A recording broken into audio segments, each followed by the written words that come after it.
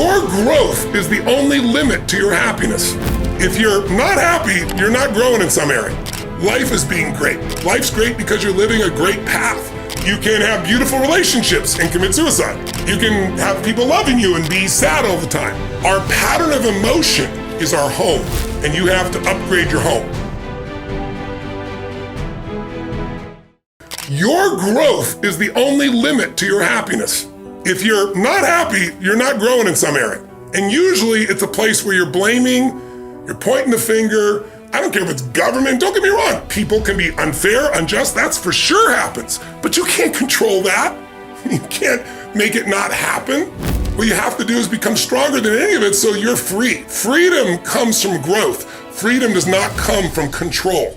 Because control is an illusion. You can't control everybody. No matter how hard you try, you can't control what they think or feel. And not everybody's going to be fair and just. And you, my dear friends, and I have not always been fair and just. Whether we admit it or not, it's just the nature of being, a human being. But we can make the largest pattern fair and just and loving and powerful and serving and growing until it becomes the dominant thing inside you. And then you experience life as being great, not you're great. Life's great because you're living a great path. I remember when 9/11 happened and people tell, oh my God, my life was destroyed because of 9/11.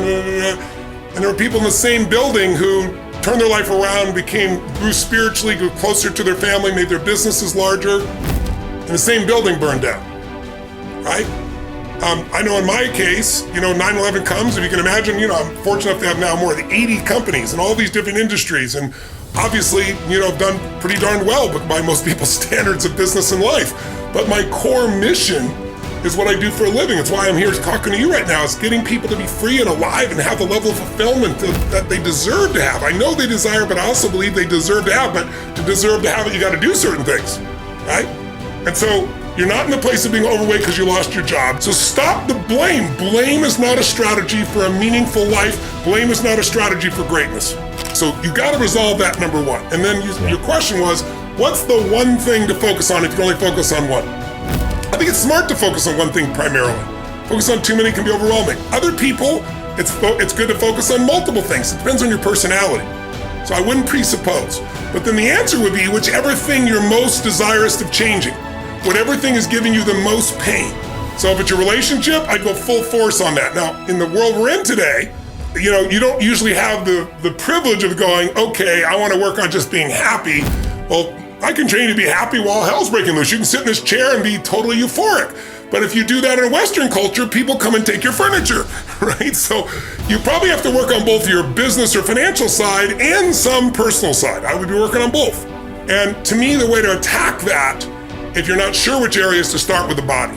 And I know you can relate to this, Lewis, because you and I both share this in common. It's like, I always teach physiology first, as you well know. If you change the body, you'll change the emotions. If you change the emotions, you'll change your decisions, you'll change the quality of your life. Because the quality of your life is your emotions.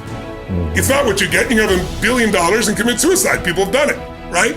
You can have beautiful relationships and commit suicide. You can have people loving you and be sad all the time. Our pattern of emotion is our home. And you have to upgrade your home. You have to train it. And one way to train it is the emotion comes from the way you move, the way you breathe, the way you speak. So if I said to your listeners, there's a depressed person behind the curtain over here, and I'll give $100,000 to their favorite charity if they had to describe their body, their posture, and they're depressed, and all those physical characteristics change your biochemistry towards this feeling of being depressed, and in a depressed state, you won't do anything. When I used to be depressed, and I don't get it anymore, I just took it out of my life. I even took the language of it out of my life, because the words you create a biochemical response. But when I did that decades ago, because I was like having those thoughts like, is there a reason to still be here? That kind of crazy shit in your head. I got out of it by using anger originally. I'd much like, sometimes if somebody's really sad or depressed, I'll make them angry. People are like, what's he doing? He's making them angry. Because angry is much more resourceful than depressed. From anger, I can get you to laughter, I can get you to taking action. And then gradually I got where I didn't need anger. It was about growth, it was about contribution, it was about meaning. So there's like stages to go through. But to answer your question, they should work on both their business side of their life and personal, one of each. And in order for either one of those to work, you need to be in a strong emotional state. And if you start with your body, like I start every morning in my cold water, start every morning with my workout. I started every morning on feeding my mind, right? So there's certain things you got to do physically so you're strong enough to remember the truth. Because remember, fear is physical. You feel it in your throat or your gut. So is courage. Courage doesn't mean you're not afraid. It just means you're strong enough, you push through in spite of the fear, right? And courage feels different in the body. So when you go lift, or you go for a sprint, or a strong run, or you jump in that freezing water, when you push your mind to go beyond what's comfortable, you feel a strength inside you, and that strength will help you to change your body, your emotions, your relationships, whatever. But then the other thing I gotta say is model someone who's successful. Don't just do this shit by trial and error. Like, find somebody who has what you want, ideally maybe more than one person, 2 or 3, and figure out what are they doing different than you in their relationship? What do they believe different than you about relationship? Their body, what are they doing different? They're not lucky. They're doing things differently. You might be slightly biochemically different, but there's patterns there that you can see. And so instead of learning by trial and error, which can take decades you may never learn, Jim Rohn taught me success leaves clues, man. Find someone who's got what you want, study what they do, every aspect of it, and then add yourself to it. And that's the pathway to speed of transformation. So now, like, I've done it. I'm not the only person. There's so many companies that went from worse off than they'd ever been in their history to the best off because they found a way to pivot. But that required a psychological piece of not blame. So maybe it's time for you to think for yourself and model what works instead of just what you're told. That's something to consider for yourself. There's a book everyone should read. It's called The Fourth Turning. It's not a great read, I'll be honest with you in advance. I read it 25 years ago. One of the most seminal books I've ever read, because what it will show you is that every generation goes through different stages. A winter time, a really, really rough time.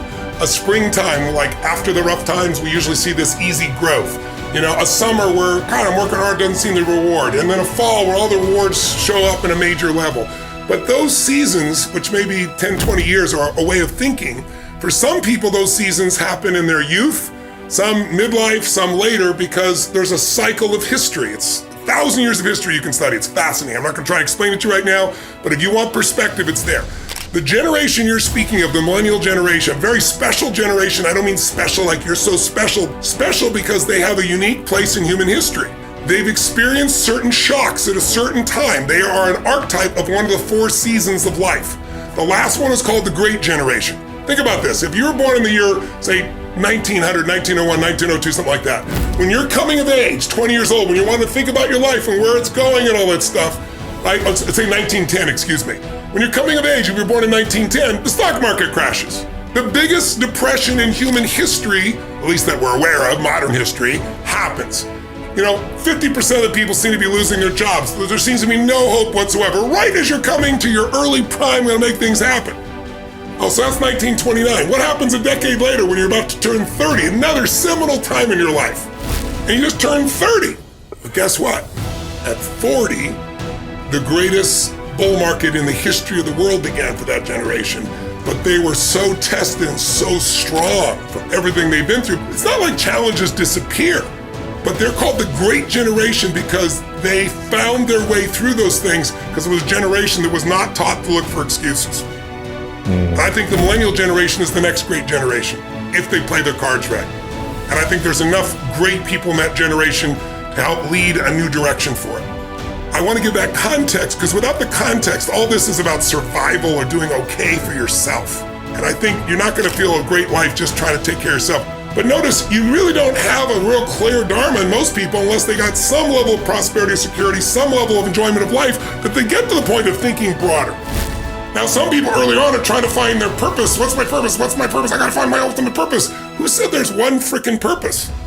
Where did you get that delusion? And why does it have to be so huge? I know, like when I was a young kid, I had this purpose statement. The purpose of my life is to be a passionate, loving, incredible creation of what God shows is possible by serving all its humanity and lifting them. And I mean, it went on and on and on. Now, like, what's my purpose?